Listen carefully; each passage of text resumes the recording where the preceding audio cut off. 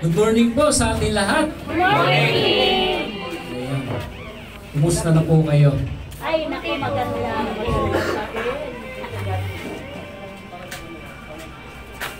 Kagabi po is gabi na po talaga po umuwi, kaya gabi na po naipasa yun. Umaga na kamo na pa. Umaga na pala yun. Alas 2. Alas 2 na po.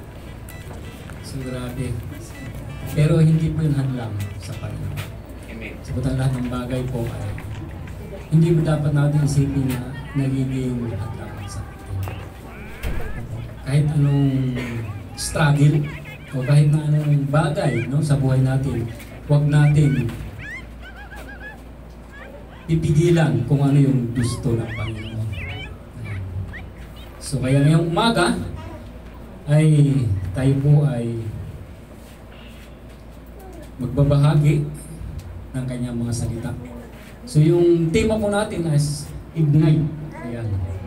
So ano po yung Ignite? Sino po ba may mga kalan dito? Nagluluto po ba kayo lahat? Ayan. So di po ba yung clicker niya, yung mayroon po siya lumalabas na napakahina lang po nung current po na mga ganun, no? So siya po yung nag-start para po magkaroon ng apoy, para lumakas po. Sa nagsisimula sa napakahina lang pong spark ng current or kuryente po para po siya mag-sindi. So, sa taon po ito ay tinatawag po ng mga theologian ng love and blessing. So, kaya samantalahin po natin yung pagpapala mula sa Diyos. Amen. Pagpapala niya po na ibubuhos, no, sa taong ito. So, ibig sabihin, madali natin maunawaan ang mga salita niya. Bakit?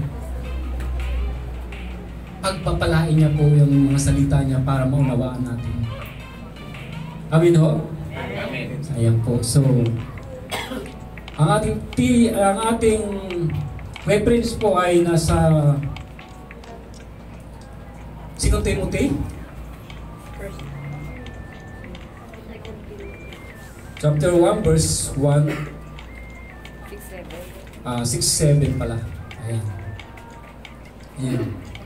So, sabi po dito, dahil dito, ipinapaalala ko sa inyo na pag-alabin mong muli ang kalooban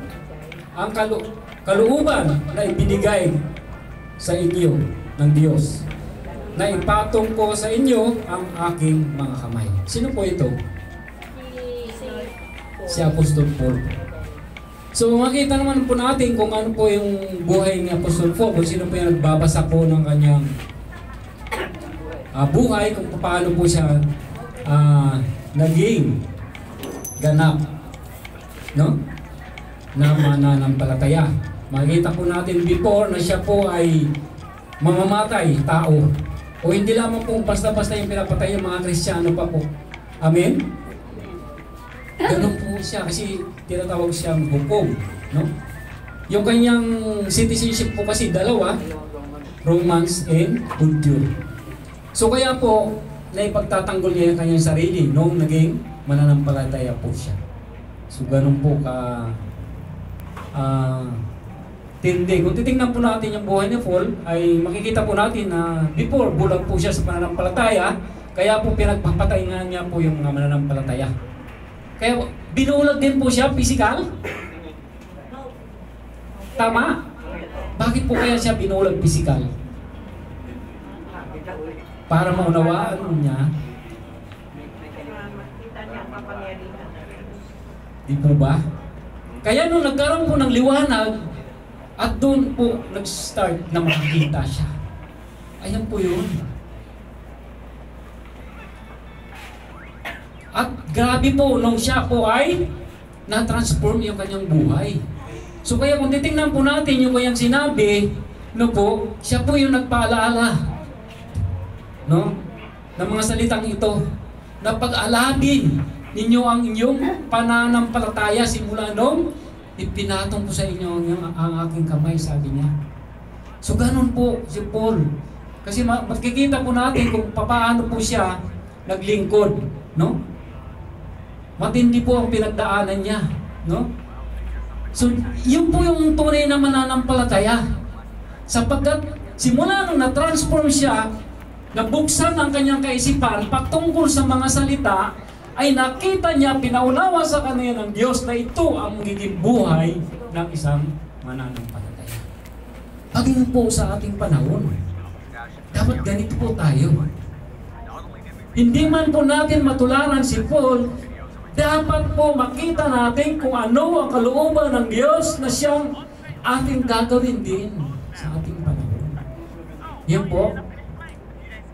Kaya yun po yung ating pag-aaralan ngayon. And physically, kapag nalalamig po tayo, ano po yung nakikiramdam natin? Ayan, parang may sakit. Hindi po ba? Tinatamad tayo bumangon, no? Ayaw natin kumilos. Ayan po, lalo na po sa panahon ngayon ng malamig. Tama? Pero pasalamat po tayo kasi hindi po ganun kalamig yung ating bansa.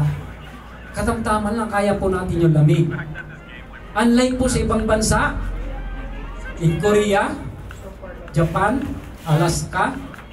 Alam niyo po ba, kasi may kasamahan po ako na galing ng Alaska. Nung time po noon, bawal po sila lumabas. Doon lang po sila sa loob ng bahay. Parang tirahan nila. Po. Yung kasama po niyang babae na inip. Kasi matagal na po sila nasa loob lang. Nag-open po siya ng pinto at sumili po siya. Ano po nangyari? Yung buhok niya?